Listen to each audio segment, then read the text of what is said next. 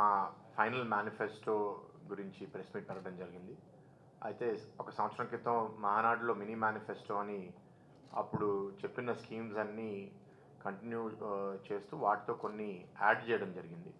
Add చేయడం ఏంటి అంటే ఇక్కడ మత్స్యకారులందరికీ వాళ్ళ డౌన్ టైంలో ఆఫ్ సీజన్లో 20,000 రూపాయలు ఇవ్వడము, అంతేకాకుండా బోట్ అసిస్టెన్స్ కూడా సపరేట్గా చేయడం. ఇందాక బాబ్జీ గారు అన్నట్టు హెల్త్ ఇన్సూరెన్స్ 25 లక్షలు, ఇది యాక్సిడెంటల్ డెత్ కోసం 10 లక్షలు, న్యాచురల్ డెత్ కోసం 5 లక్షలు, ఏదైతే చంద్రన్న బీమా గతంలో ఉండిందో అది కూడా మళ్ళీ ప్రారంభించడము. మొన్న కూడా ఇది బీసీ వెల్ఫేర్ కింద అనౌన్స్ చేశారు. కానీ ఇప్పుడు పెన్షను మేము గవర్నమెంట్ మారిన తర్వాత కాదు, ఏప్రిల్ నుంచి 4,000 రూపాయల పెన్షన్ వెనుకబడిన వాళ్ళందరికీ ఇస్తామని, మొదటి నెల ఆ 3 నెలలు 1,000 రూపాయలు ఏదైతే ఎక్కువైందో మొదటి నెల 7,000 ఇచ్చి మిగతా నెలల నుంచి 4,000 ఇంటికి వద్దకి పెన్షన్ అందజేస్తారనేది కూడా చెప్పడం జరిగింది.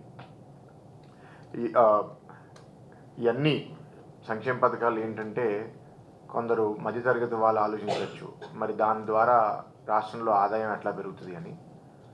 చంద్రబాబు నాయుడు గారు ఎప్పుడో చెప్పేది ఏంటి అంటే సంక్షేమంతో పాటు అభివృద్ధి 2 చేతులు కలిసి వెళ్తేనే రాష్ట్రం ముందుకెళ్ళగలుగుతుంది. మీరు చూస్తే మేనిఫెస్టోలో కూడా ప్రధానమైన ఒక సమస్య 20 లక్షల ఉద్యోగాలు ఈ రాష్ట్రంలో సృష్టిస్తామని చెప్పాం. అది అట్లా సృష్టిస్తాం, అది పెట్టుబడులు వస్తేనే సృష్టించగలుగుతాం.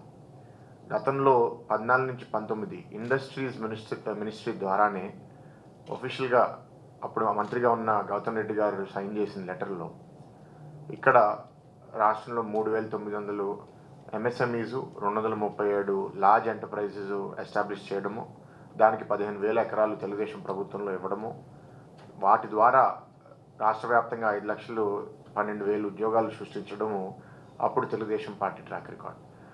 ఇవాళ ఈ 5 సంవత్సరాలు వైఎస్ఆర్సీపీ దాన్ని పూర్తిగా నిర్లక్ష్యం చేయడం వల్ల, రాష్ట్రంలో ఆదాయం పెరగకపోవడం వల్ల వాళ్ళు చెప్పిన సంక్షేమ పథకాలు కూడా అమలు చేయలేని పరిస్థితి.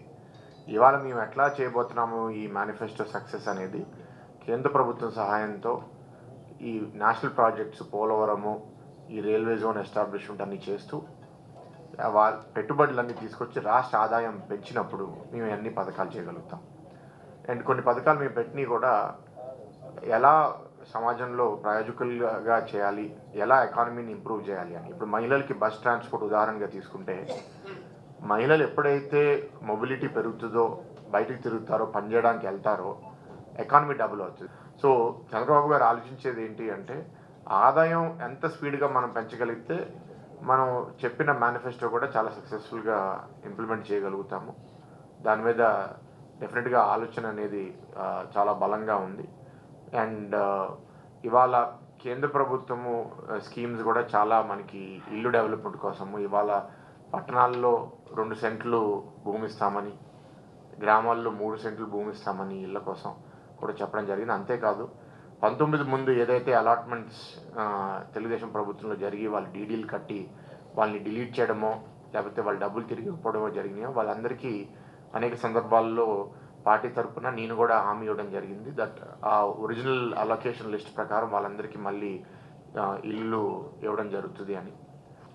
పీజీ రీఎంబర్స్మెంట్ స్కీము, అంబేద్కర్ విదేశీ విద్య స్కీమ్ కూడా ఏదైతే ఈ గవర్నమెంట్ ఇవాళ ఆపేసిందో మళ్ళీ స్టార్ట్ చేస్తామండి. అండ్ ఇది మేనిఫెస్టోలో లేదు, కానీ ఇంకో పాయింట్ కూడా ప్రభుత్వం దృష్టికి తీసుకెళ్ళలేదు. ఏదైతే ప్రైమరీ స్కూల్స్ ఇవాళ ప్రభుత్వం మూసేసిందో వాటిని కూడా మళ్ళీ రివైవ్ చేసే అవసరం ఉంది. ఎందుకంటే చాలామంది పిల్లలు మండలంలో హెడ్ క్వార్టర్స్కి, స్కూల్స్కి కొన్ని ప్రత్యేకంగా మహిళల్ని పంపించకపోవడం వల్ల వాళ్ళు స్కూల్ నుంచి డ్రాప్ అవుట్ అవుతున్నారు. సో అది కూడా మళ్ళీ రివైవ్ చేయవలసిందిగా కూడా ప్రభుత్వం దృష్టికి తీసుకెళ్తాము. ఇక్కడ సిఎఫ్ఎంఎస్ అనేది ఫండ్ మేనేజ్మెంట్ ఎఫెక్టివ్గా చేద్దామని చంద్రబాబు గారు ఇష్యూ చేస్తే ఆ డబ్బులంతా వీళ్ళు తీసేసుకుని తిరిగి ఇవ్వకపోవడం, ఇవాళ చెత్త పన్ను, ప్రాపర్టీ ట్యాక్స్ 15% సంవత్సరం పెంచడం, ఇలా రకరకాల సమస్యలు జనాల మీద పెడుతున్నారు. సో సంక్షేమ పథకాలు అండ్ ఈ మేనిఫెస్టో అమలు చేయడమే కాదు, ధరలు కూడా అందుబాటులో ఉండేటట్టు తెలుగుదేశం ప్రభుత్వం తప్పకుండా చేస్తుంది. ఎందుకంటే ప్రత్యేకంగా నగరాల్లో ఏంటంటే కాస్ట్ ఆఫ్ లివింగ్ చాలా ఎక్కువ. ఒక చిన్న గ్రామంలో కంపేర్ చేసుకుంటే విశాఖపట్నంతో ఆల్మోస్ట్ 2 times ఎక్కువ ఉంటుంది ఇక్కడ.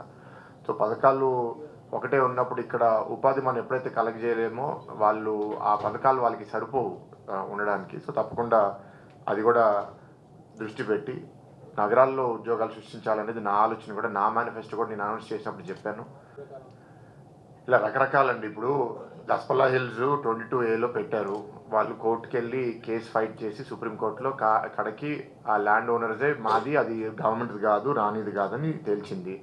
దాన్ని ఇప్పుడు 22A నుంచి తీయడానికి రిజిస్ట్రేషన్ అని మళ్ళీ వాళ్ళు ఎంతో 40,000 గజానికి కట్టమని చేయమన్నారు. అయితే ఆబ్వియస్లీ వాళ్ళు అది కట్టరు. అంటే దానికి పెట్టిన నిబంధన ఏంటంటే, మీరు ఆ ల్యాండ్ అంతా డెవలప్మెంట్కి మాకు ఇస్తే అప్పుడు మేము ఆ 22A నుంచి తీస్తామన్నారు. వాళ్ళు అన్నట్టే అది ఆరోబిందోకి సంబంధించిన కంపెనీకి వాళ్ళు డెవలప్మెంట్కి ఇచ్చేశారు. అండ్ ఆ సైన్ అంతా అయిన తర్వాత ఇప్పుడు 22A నుంచి ఇప్పుడు తీశారు. ఇలా రకరకాలుగా ఉంటాయి. ఇంకా అండి, ఎనీ అదర్ క్వశ్చన్స్?